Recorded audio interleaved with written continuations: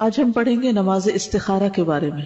سجدہ صاحب کی طرح یہ بھی ایک ٹاپک ایسا ہے جس پر بے شمار سوال آتے ہیں اور اس کے بارے میں بہت سی غلط فہمیاں بھی پائی جاتی ہیں۔ تو آئیے دیکھتے ہیں کہ قرآن و سنت سے ہمیں کیا پتہ چلتا ہے اور اس کا صحیح طریقہ کیا ہے۔ لفظ استخارہ کا لفظی معنی ہوتا ہے کسی چیز میں سے بہتر کو طلب کرنا، خیر مانگنا۔ جیسے آپ دیکھ رہے ہیں نا، استخارہ جو ہے طلب الخیرتی، تو روٹ کیا ہے اس کا؟ خیر۔ اور استفعال پہ کیا معنی بن جاتا ہے؟ طلب کا، خیر طلب کرنا، خیر چاہنا۔ کہا جاتا ہے استخر اللہ یخر لک، اللہ سے استخارہ کرو، اللہ سے خیر مانگو، وہ تمہارے لیے خیر کا انتخاب کرے گا، وہ تمہیں بہتر دے گا۔ تو یہ ہے بیسک کانسیپٹ کہ اللہ سے بہتری کا سوال کرنا کسی بھی معاملے کی۔ اور اصطلاحی معنی کیا ہے استخارے کا؟ اختیار طلب کرنا، یعنی نماز استخارہ میں وارد شدہ نماز اور دعا کے ساتھ اللہ کے نزدیک جو بہتر اور اولا ہے، اولا کا مطلب افضل ہے، اس کام کی طرف پھرنا اور اس کو طلب کرنا۔ جب انسان کوئی اہم فیصلہ کرنے لگے تو اس موقع پر اگر اسے سمجھ نہیں آ رہی کہ کیا کرنا چاہیے تو اسے اللہ سے مدد مانگنی چاہیے اور بہتر انتخاب کی دعا کرنی چاہیے، باقاعدہ نماز اور دعا کے ساتھ۔ ٹھیک ہے، تو استخارے کی نماز بھی ہے اور دعا بھی ہے، اور دعا جو ہے وہ مسنون ہے، مسنون دعا۔ ایک تو لوگوں نے خود ساختہ استخارے کی دعائیں بنائی ہوئی ہیں، نہیں، جو رسول اللہ صلی اللہ علیہ وسلم نے سکھائی ہے۔ علماء کا اجماع ہے کہ نماز استخارہ سنت ہے۔ استخارہ کے مشروع ہونے میں حکمت یہ ہے کہ اللہ کے سامنے سر تسلیم خم کیا جائے اور طاقت و قدرت سے نکل کر اللہ سبحانہ تعالیٰ کی طرف التجا کی جائے تاکہ وہ دنیا اور آخرت کی خیر و بھلائی جمع کر دے، اور اس کام کے لیے مالک الملک سبحانہ تعالیٰ کا دروازہ کھٹکھٹانے کی ضرورت ہے۔ یعنی اللہ ہی ہے جو انسان کے لیے کسی کام میں دنیا اور آخرت کی بھلائی کو جمع کر سکتا ہے، اور اس کے لیے نماز اور دعا سے بڑھ کر کوئی چیز بہتر اور کامیاب نہیں، کیونکہ اس میں اللہ کی تعظیم اور اس کی ثنا ہے اور اس کی طرف قولی اور حالی طور پر محتاجگی کا اظہار ہے۔ جیسے قرآن مجید میں آتا ہے نا، وَاسْتَعِینُوا بِالصَّبْرِ وَالصَّلَاةِ، مدد مانگو صبر اور نماز کے ساتھ۔ تو کسی بھی اہم معاملے میں ہم کیا کرتے ہیں؟ مدد مانگتے ہیں اللہ سے نماز کے ساتھ اور اس مسنون دعا کے ذریعے۔ یاد رہے کہ انسان اللہ کا محتاج ہے۔ قرآن مجید میں آتا ہے یا ایھا الناس انتم الفقراء الی اللہ واللہ ھو الغنی الحمید، اے لوگو تم ہی اللہ کی طرف محتاج ہو اور اللہ ہی سب سے بے پرواہ تمام تعریفوں کے لائق ہے۔ انبیاء ہمیشہ اللہ سے ہی خیر مانگتے رہے، جیسے موسیٰ علیہ السلام نے دعا کی تھی رب انی لما انزلت الی من خیر فقیر، اے میرے رب بے شک جو خیر بھی تو میری طرف نازل فرمائے میں اس کا محتاج ہوں۔ اور یاد رکھیے کہ مومن کے بارے میں اللہ کا ہر فیصلہ خیر کا فیصلہ ہی ہوتا ہے، چاہے وہ کام جس پر ہمارا دل چاہ رہا ہے وہ ہو جائے یا نہ ہو، اس میں خیر ہی ہوتی ہے۔ انس رضی اللہ عنہ سے مروی ہے، وہ کہتے ہیں کہ میں نے نبی صلی اللہ علیہ وسلم کو یہ فرماتے ہوئے سنا کہ مجھے تو مومن پر تعجب ہوتا ہے کہ بے شک اللہ اس کے لیے جو فیصلہ بھی فرماتا ہے وہ اس کے حق میں بہتر ہی ہوتا ہے۔ ٹھیک ہے، یعنی مومن کے لیے اللہ تعالیٰ جو فیصلہ فرماتا ہے وہ بہتر ہی ہوتا ہے۔ ہمارا کام کیا ہے؟ خیر مانگنا، اور فیصلہ کرنا کس کا کام ہے؟ اللہ سبحانہ تعالیٰ کا۔ لہذا پھر دعا مانگ کے انسان معاملہ اللہ پر چھوڑ دے اور اللہ تعالیٰ بندے کے لیے جو بھی فیصلہ کرے بندہ اس پر راضی ہو جائے۔ استخارے کی اہمیت، نبی صلی اللہ علیہ وسلم کا قرآن کی سورت کی طرح استخارہ سکھانا، یعنی جس طرح آپ قرآن مجید کی صورتیں سکھاتے تھے ایسے ہی آپ استخارے کی دعا سکھاتے تھے۔ جابر بن عبداللہ رضی اللہ عنہما سے مروی ہے، انہوں نے کہا کہ رسول اللہ صلی اللہ علیہ وسلم ہمیں تمام معاملات میں استخارہ کرنے کی اسی طرح تعلیم دیتے تھے جس طرح ہمیں قرآن کی کوئی سورت سکھاتے تھے، یعنی اتنی امپورٹنس ہے اس کی ہماری زندگی میں۔ صحابہ کا ہر معاملے میں اللہ سے مشورہ کرنا۔ انس رضی اللہ عنہ سے روایت ہے، کہتے ہیں کہ جب زینب رضی اللہ عنہا کی عدت ختم ہوئی، کن کے نکاح میں تھی وہ؟ حضرت زید کے، تو رسول اللہ صلی اللہ علیہ وسلم نے زید سے فرمایا اسے میری طرف سے نکاح کا پیغام دے دو۔ زید رضی اللہ عنہ کہتے ہیں کہ میں گیا اور میں نے کہا اے زینب خوش ہو جاؤ، مجھے رسول اللہ صلی اللہ علیہ وسلم نے تمہارے پاس نکاح کا پیغام دے کر بھیجا ہے۔ سبحان اللہ. آپ دیکھیے کہ جس شخص نے طلاق دی تھی اسی کے ذریعے آپ نکاح کا پیغام دے دیں. ہم ایسی جگہ پر ہوں تو کیا کریں؟ ہم تو ایسی شادی کا بھی بائیکاٹ کر دیں اور اس شخص سے ہمیشہ کے لیے قطع تعلقی کر لیں کہ طلاق کیا ہوئی، گویا انسانیت کا رشتہ بھی ختم ہو گیا، اسلام کا رشتہ بھی اور انسانیت کا بھی اور ہر طرح کے تعلق کا بائیکاٹ. وہ کہنے لگی میں کوئی فیصلہ نہیں کروں گی حتیٰ کہ اپنے رب سے مشورہ کر لوں.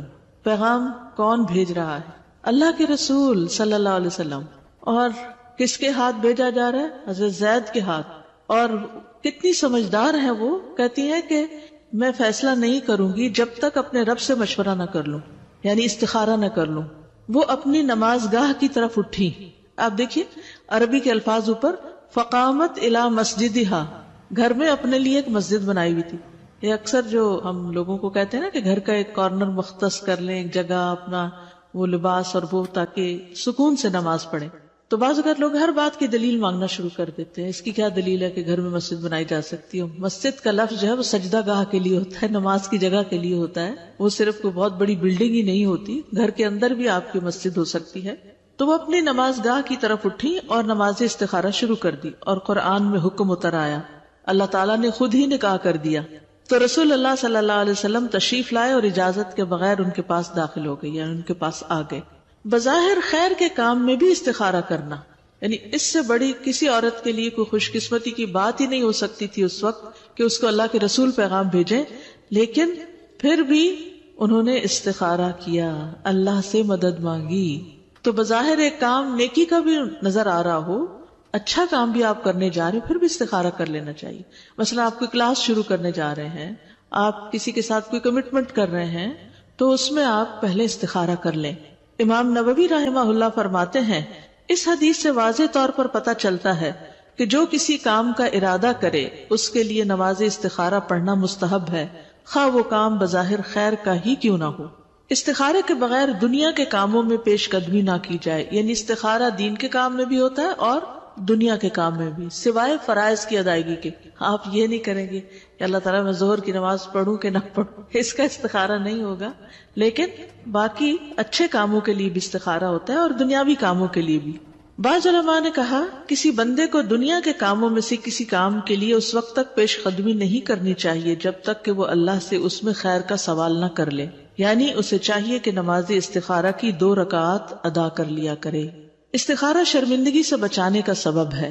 ابن تیمیہ کہا کرتے تھے کہ جو انسان خالق سے استخارہ کرے اور مخلوق سے مشورہ کرے اور اپنے کام میں ثابت قدمی دکھائے، وہ کبھی پشیمان نہیں ہوگا، نادم نہیں ہوگا، شرمندہ نہیں ہوگا، ریگریٹس نہیں اس کو ہوگی. اور یہ بڑی اہم بات ہے کہ جب آپ کوئی کام کرنے لگتے ہیں نا اور استخارہ بھی کر لیتے ہیں، کنسرن لوگوں سے مشورہ بھی کر لیتے ہیں، اور اس کے بعد آپ اس کام کو شروع کر دیتے ہیں، پھر آپ دیکھتے ہیں کہ اس کا نتیجہ کچھ بہت اچھا نہیں نکلا، تو آپ پریشان ہونے لگتے ہیں کہ میں نے تو استخارہ کیا تھا، میں نے مشورہ بھی کیا تھا، سب کچھ تھا، پھر پتہ نہیں کیا ہوا.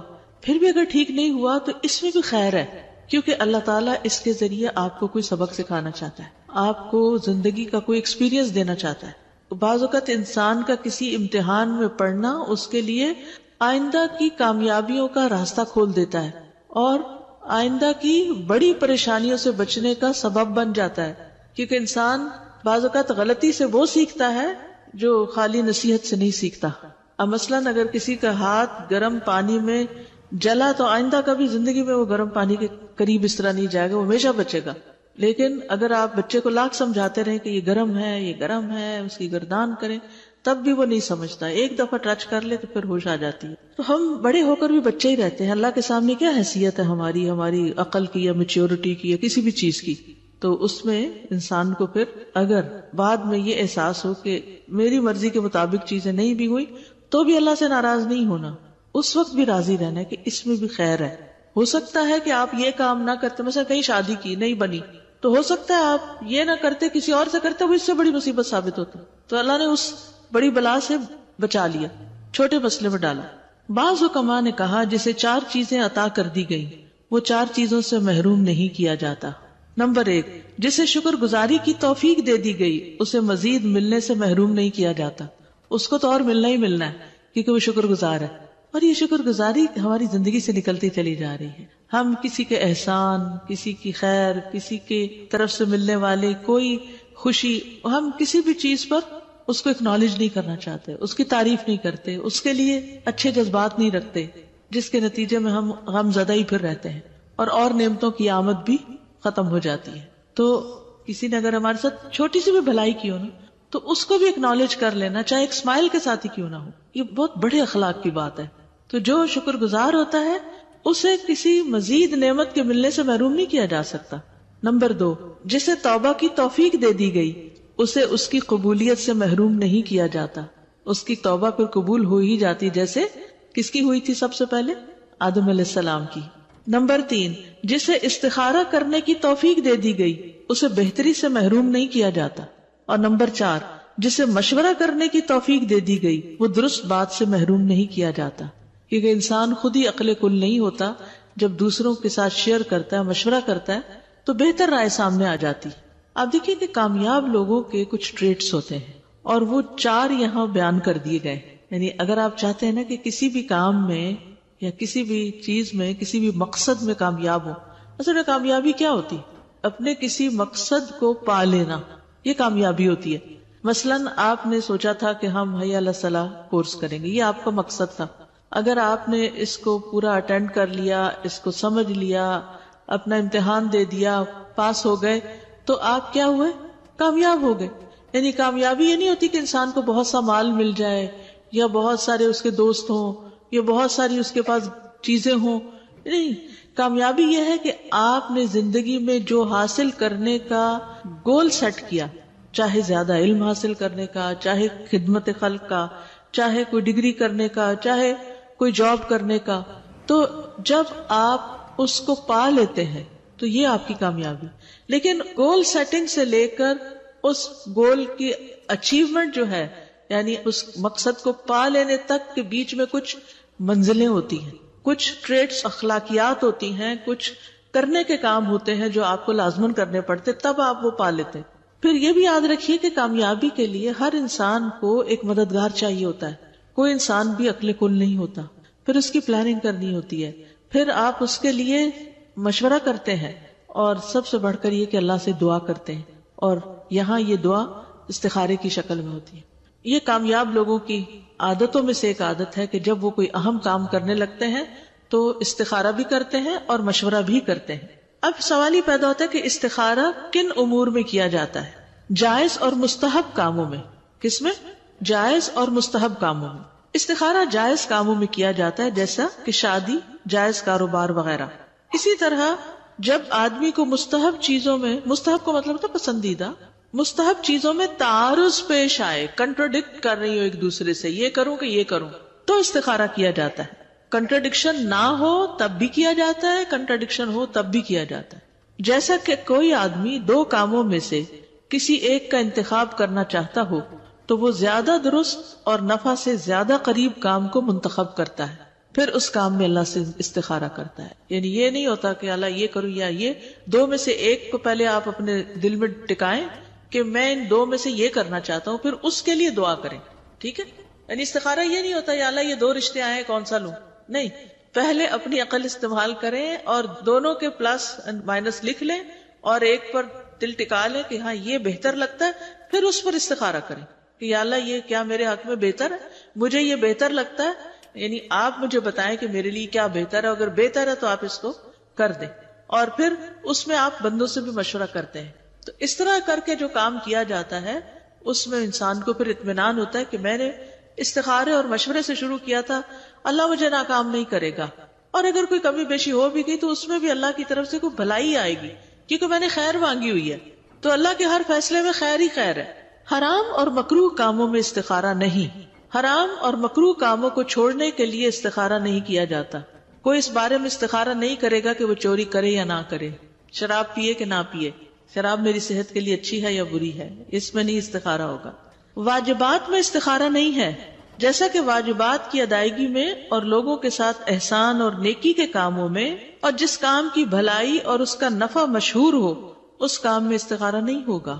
مثلا نماز پڑھوں کہ نہ پڑھوں، زکوٰۃ دوں کہ نہ دوں، کام پہ جاؤں کہ نہ جاؤں، یہ تو آپ کی ڈیوٹی ہے بھائی، آپ کو کرنی ہے، آج کھانا پکاؤں کہ نہ پکاؤں، بچوں کو کھانا دوں کہ نہ دوں، یہ تو نیکی اور بھلائی کے کام ہیں، یہ تو کرتے ہی رہنا چاہیے.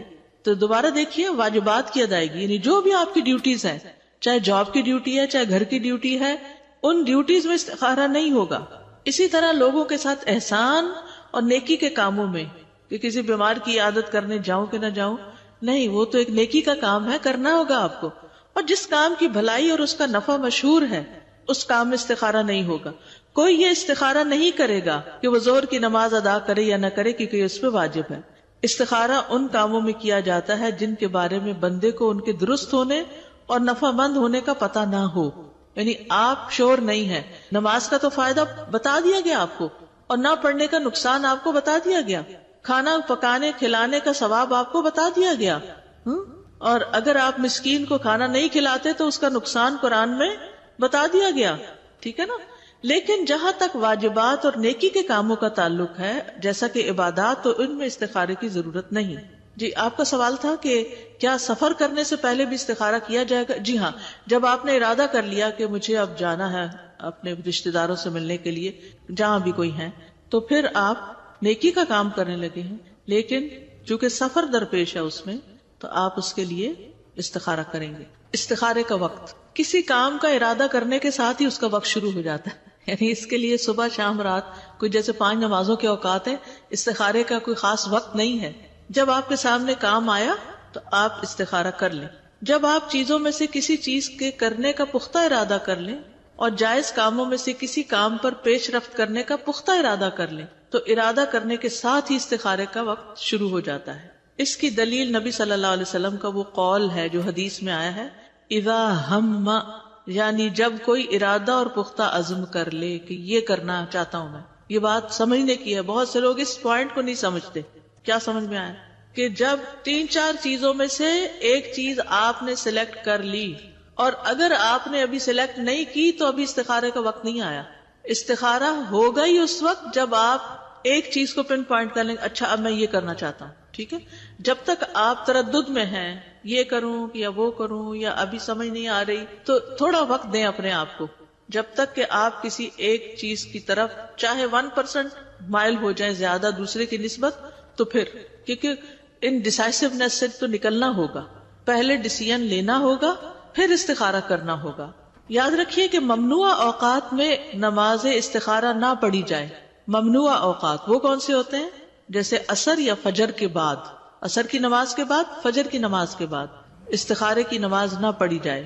عقبہ بن عامر جوہنی سے روایت ہے، وہ کہتے ہیں کہ 3 اوقات کے متعلق رسول اللہ صلی اللہ علیہ وسلم ہمیں منع فرمایا کرتے تھے کہ ہم ان میں نماز پڑھیں یا ان اوقات میں اپنے مردوں کو دفن کریں جب سورج نکل رہا ہو حتیٰ کہ بلند ہو جائے، عین دوپہر زوال کے وقت حتیٰ کہ سورج ڈھل جائے، اور جب سورج غروب ہونے کے قریب ہو حتیٰ کہ غروب ہو جائے، کیونکہ یہ سورج پرستوں کی عبادت کے اوقات ہیں، شرک کرنے کے خاص اوقات ہیں، ٹھیک ہے.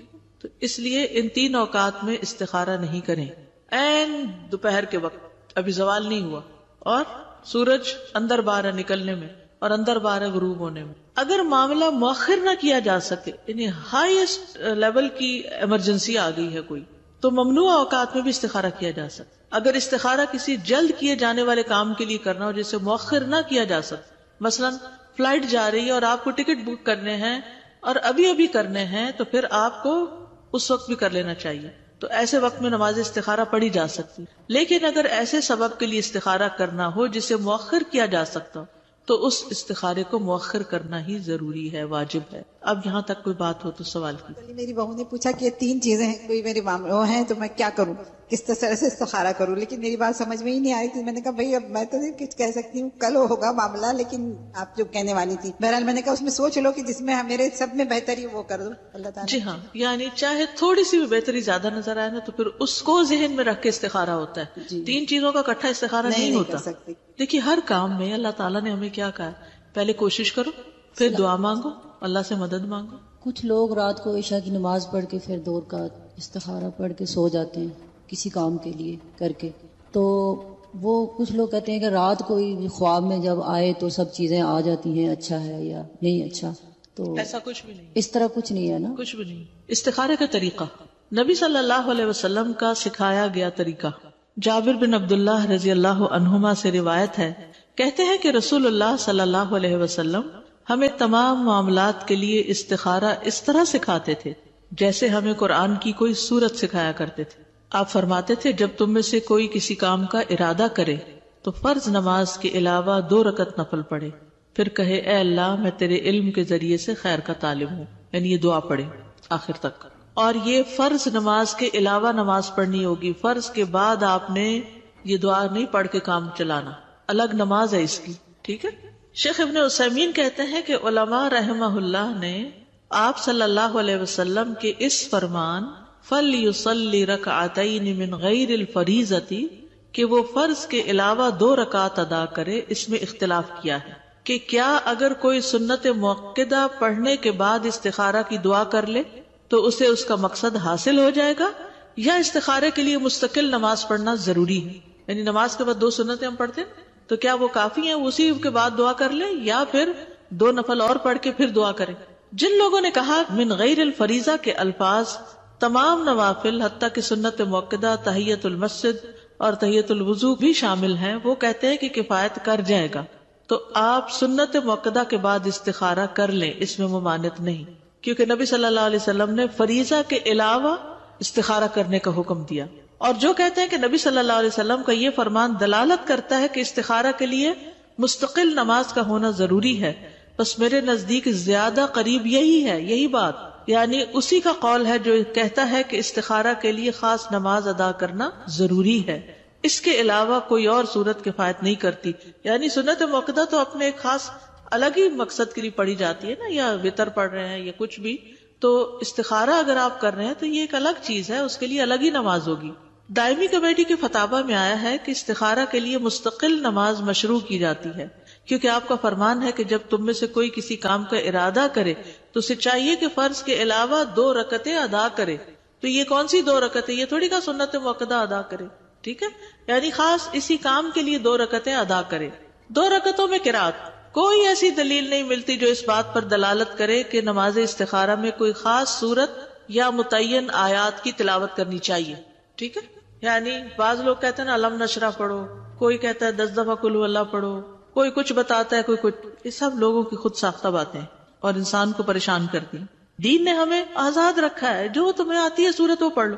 اب اگر ہم کسی کو پابند کریں کہ سورت علم نشرح پڑھو تو اس بیچارے کو قل ہو اللہ ہی آتی ہے تو کیا وہ استخارہ نہیں کرے گا؟ وہ استخارہ کرے گا. ٹھیک ہے نا، تو کوئی خاص مخصوص صورت نہیں ہے. رائٹ. صحیح بات کیا ہے کہ مسلمان جب نماز استخارہ پڑھے تو وہ 2 رکعتوں میں سورت الفاتحہ پڑھے، پھر قرآن میں سے جو بھی اس کے لیے پڑھنا آسان ہو پڑھ لے. جب بن باز سے نماز استخارہ کی کیفیت کے بارے میں سوال کیا گیا تو انہوں نے کہا اس کی کیفیت یہ ہے کہ 2 رکعت نماز پڑھی جائے جیسے کہ باقی کی نفلی نماز ہوتی، ہر رکعت میں سورت فاتحہ پڑھے اور قرآن میں سے جو بھی اس کے لیے پڑھنا آسان ہو وہ پڑھے اور پھر دعا کرے. سلام کے بعد استخارے کی دعا پڑھنا، یہ بھی ایک سوال ہوتا ہے کہ یہ دعا اتحیات کے بعد پڑھ لی جائے، سلام سے پہلے یا بعد میں پڑھی جائے. دعا استخارہ میں مشروع یہی ہے کہ نماز سے فراغت کے بعد دعا کی جائے، اور یہ جمہور علماء کا موقف ہے. علماء کی اکثریت یہی کہتی ہے. بن باز کہتے ہیں کہ ایک مسلمان کے لیے مشروع یہ ہے کہ جب وہ نماز استخارہ پڑھے تو سلام پھیرنے کے بعد دعا مانگے، کیونکہ آپ کا فرمان ہے تو جب تم میں سے کوئی شخص کسی کام کا ارادہ کرے تو وہ فرائض کے علاوہ 2 رکعتیں پڑھے، پھر کہے اللہم انی استخیرک بعلمک. تو 2 رکعت کب پوری ہوگی؟ سلام پھیرنے کے بعد ہوگی. کیا 2 رکعت پڑھے بغیر صرف دعا پڑھ سکتے؟ یہ بھی سوال آتا ہے. ٹھیک ہے نا، یہ واضح ہی ہے کہ استخارہ کی 2 رکعت ہوتی، پھر نماز کے بعد دعا کی جاتی ہے. لیکن اگر مسلمان نماز پڑھنے کی طاقت نہ رکھتا ہو تو کیا نماز کے بغیر صرف استخارے کی دعا ہی پڑھی جا سکتی ہے؟ مثال کے طور پر کوئی عورت حائضہ ہو اور اسے کوئی حاجت پیش آ جائے اور وہ اس بارے میں استخارہ کرنا چاہتی ہے، کوئی بزنس ڈیل ہے، کہیں جانا پڑ رہا ہے یا کوئی بھی، لیکن وہ نماز نہیں پڑھ سکتی، تو کیا اس کے لیے صرف دعا مانگ کر استخارہ کر لینا جائز ہے؟ جی ہاں. اس کا جواب کیا ہے؟ جی ہاں. جس کے لیے نماز ادا کرنا ممکن نہ ہو، نفاس کی حالت میں عورت 40 دن کے لیے، حیض کی حالت میں 10 دن کے لیے، اور وہ کام جس کے لیے استخارہ کرنا 10 دن نہیں لٹکا سکتے، تو اب کیا کرے؟ اب صرف نماز کے بغیر ہی دعا استخارہ پڑھ لے. امام نووی فرماتے ہیں اگر وہ نماز پڑھنے سے معذور ہو تو صرف دعا کر کے استخارہ کرے، اے اللہ میں تجھ سے تیرے علم کی بدولت خیر طلب کرتا ہوں اور تیری قدرت کی بدولت تجھ سے طاقت مانگتا ہوں اور تیرے فضل عظیم کا طلبگار ہوں. بے شک قدرت تو ہی رکھتا ہے اور مجھے کوئی قدرت نہیں، اور تو جانتا ہے اور میں کچھ نہیں جانتا، اور تو تمام پوشیدہ باتوں کو جاننے والا ہے. اے اللہ، اگر تو جانتا ہے کہ یہ کام جس کے لیے استخارہ کیا جا رہا ہے دل میں وہ رکھے اس کام کو، میرے دین، میری دنیا اور میرے کام کے انجام کے اعتبار سے میرے لیے بہتر ہے تو اسے میرے لیے نصیب کر لے، اور اگر تو جانتا ہے کہ یہ کام میرے دین، میری دنیا اور میرے کام کے انجام کے اعتبار سے برا ہے تو اسے مجھ سے ہٹا دے اور مجھے بھی اس سے ہٹا دے، پھر میرے لیے خیر مقدر فرما دے، جہاں بھی وہ ہو پھر مجھے اس پر راضی بھی کر دے. اتنی خوبصورت دعا.